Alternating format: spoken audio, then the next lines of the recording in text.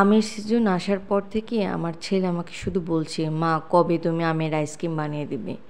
এই বলে বলে একদম যা ইচ্ছা অবস্থা। অবশেষে আমি ছেলের খুশির জন্য বানিয়েই দিলাম।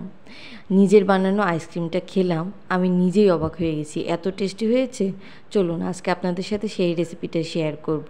প্রথমে আমি একটি ব্লেন্ডারে জার নিয়ে নিচ্ছি, এর মধ্যে আমি ঘন করে রাখা 1 কাপ দুধ নিয়ে নেব এবং একটি আম কিউব করে কেটে দিয়ে দেবো, 2 চামচ চিনি এবং অল্প একটু এলাচের গুঁড়া দেবো।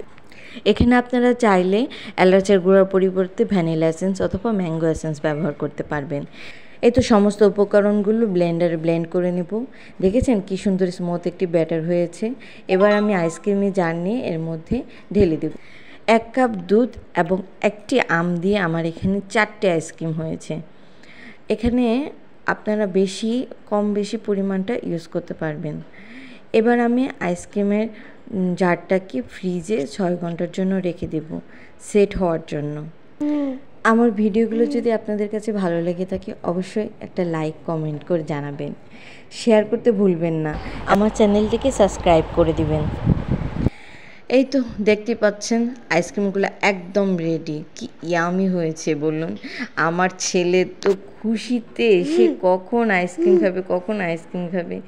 যাই হোক, সবাই ভালো থাকবেন। সবাইকে অনেক অনেক ধন্যবাদ আমার পাশে থাকার জন্য।